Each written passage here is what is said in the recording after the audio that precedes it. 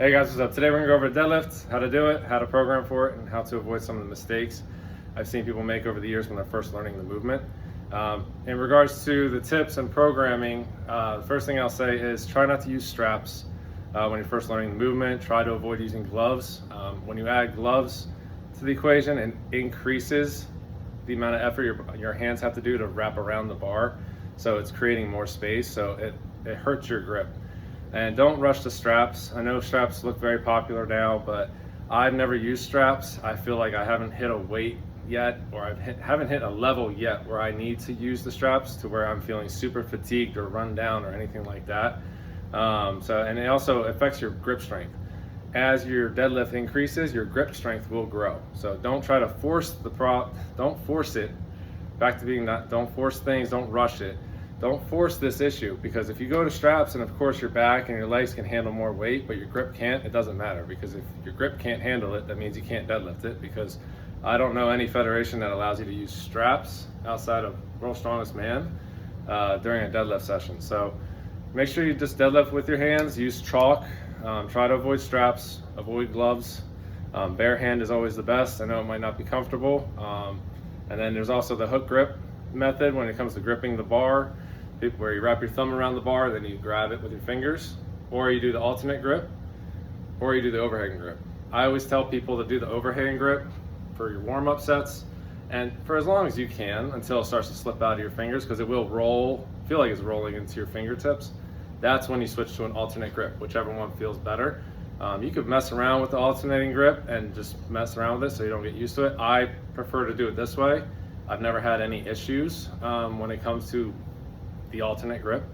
But all I use is chalk. So again, avoid using straps if you can. I really I'm against straps all the way until you reach maybe a certain level. Use chalk over gloves, and then make sure when you have the grip down, warm up with the overhand, switch to alternating, or do a hook grip where you wrap your fingers around your thumb. All right, so you're basically crushing your thumb on the barbell. You get used to that, but that's why you see a lot of weightlifters use tape around their thumbs. Next thing is when it comes to programming, well, one more tip for you. I'll try to stay on track.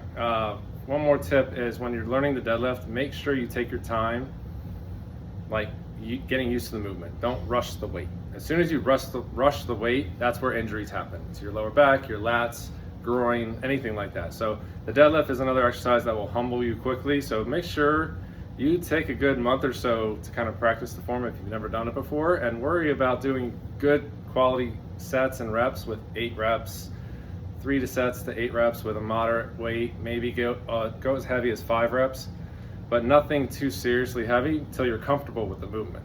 I usually give my clients, it depends on their level and where they're at, maybe like the first month or two before they even get close to what a 1 rep max is. I'll show them like close to a pure 1 rep max weight so they could feel it, but they're not really testing their 1 rep at least for a month after I teach them. But again, that varies on the person and like where their starting point is. But again, don't rush it, get the technique down, and then progress slowly. Like, you don't have to rush this thing. If you force it, you're gonna get burned out, and then you run the risk of injuries. So here's a quick little tutorial of how to set up for the deadlift. So I'll move the camera here.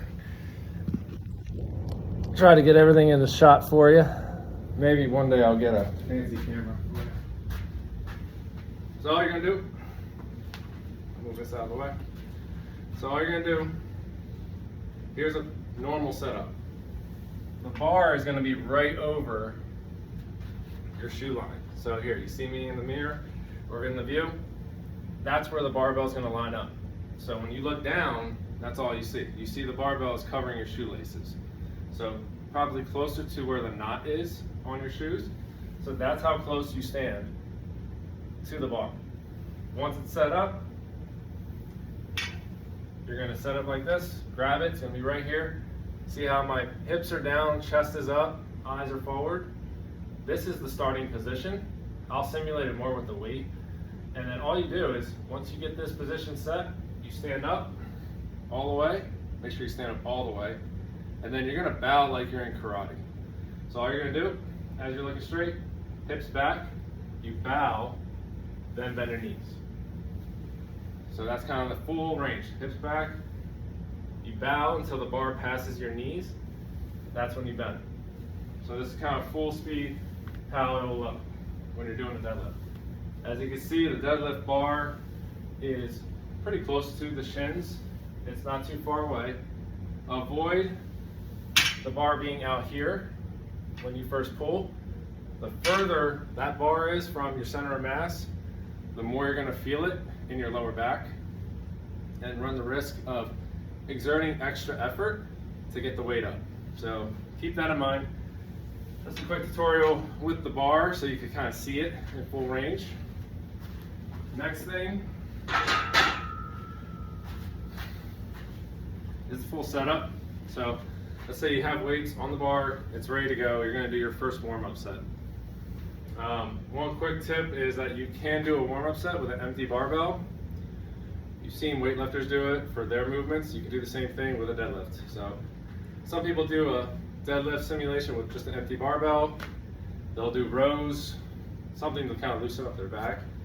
I prefer to do more like high knees, butt kicks, leg swings, squats, loosen up everything. So, and around the world with the PVC pipe.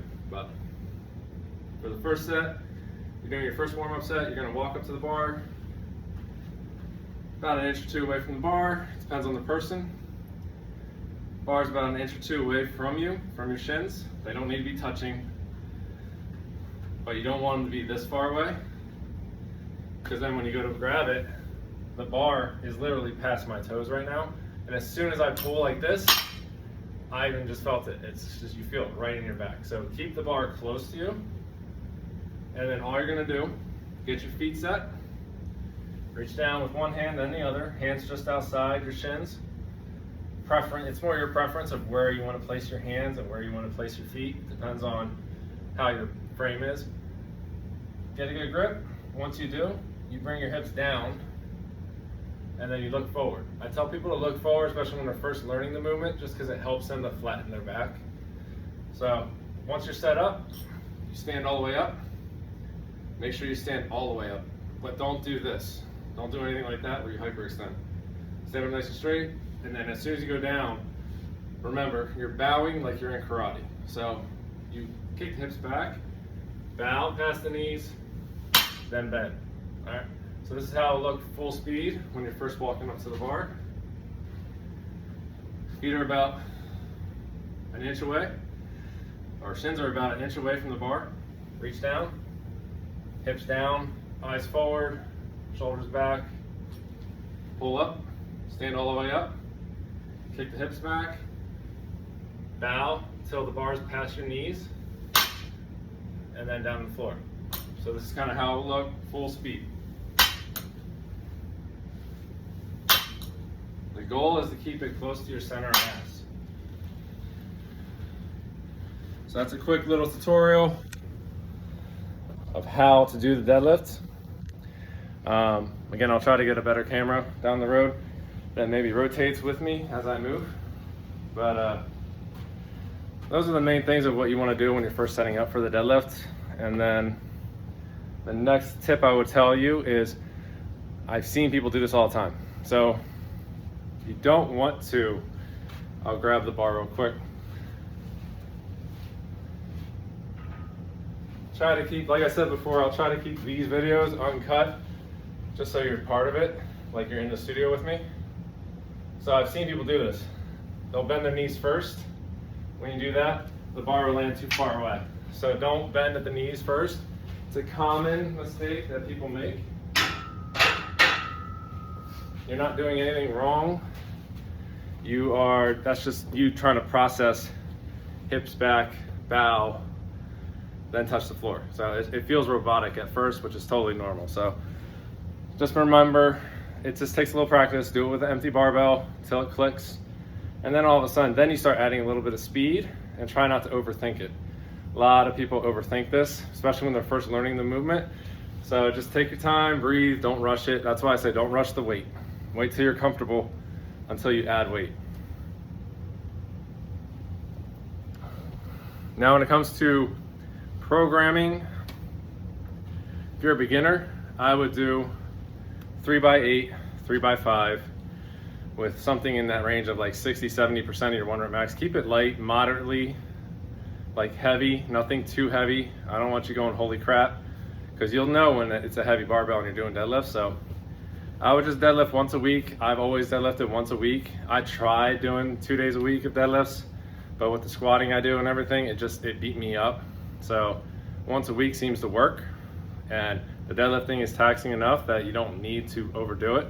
I'll have other back days like bodybuilding style, like doing accessory works like pull-ups, barbell rows, things of that nature to help keep my back strong. But deadlifting once a week, I do it more now in like that block training style where I'll do volume for 1 month, then do a deload week, then maybe test my 1 rep max just to see how it feels, and then move on to sets of 5 for about 3 to 4 weeks.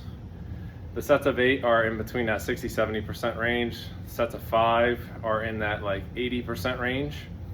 You can even go a little lighter too if you need to, because when you're doing 4 or 5 sets of 5 with decent weight on the deadlift, it'll get your heart rate going, it'll be fatiguing. So you want to make sure you can get through all the sets without grinding through the weight.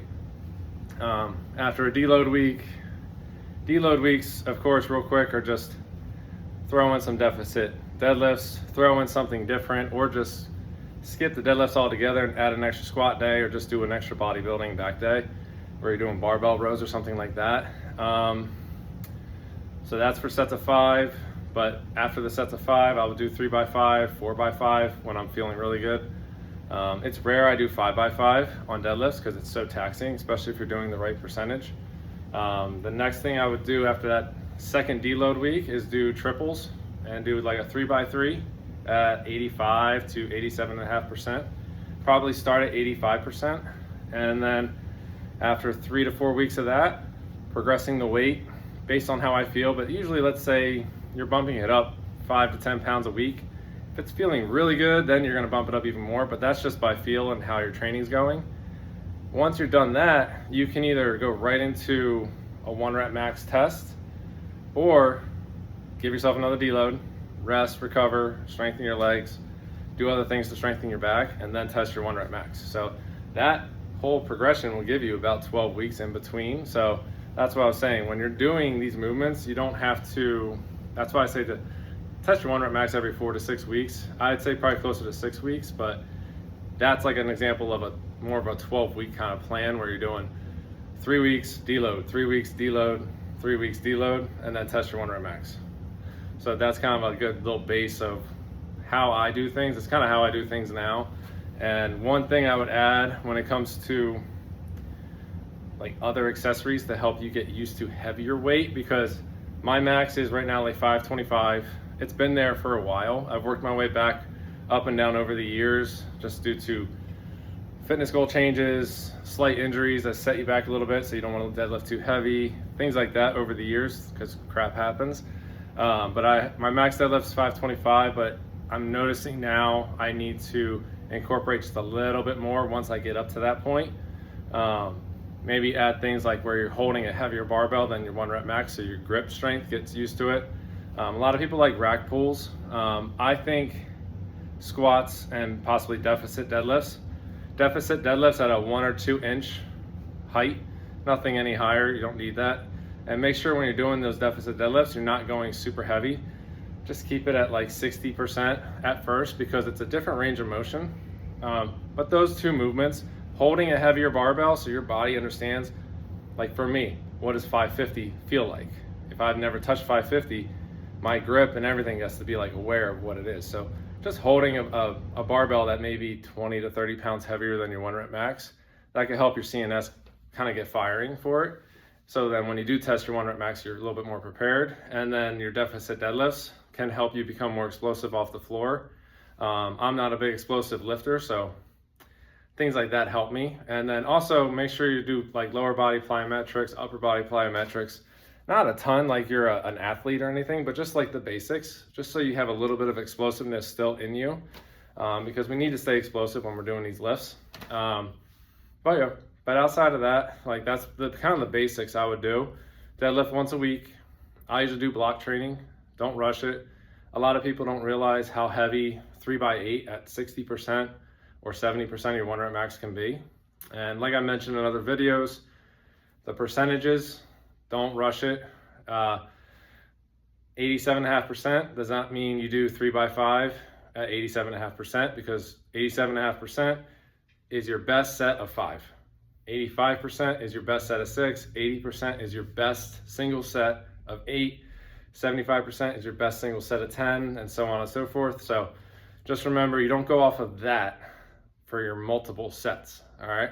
If you're doing a test run and being like, I want to test my 10 rep max, that's where you throw in those percentages. So again, hopefully I didn't ramble too much. Hopefully these tips are helping. I'll try to throw some more stuff out here in the near future. And again, thanks for tuning in and hearing me ramble. So have a good one.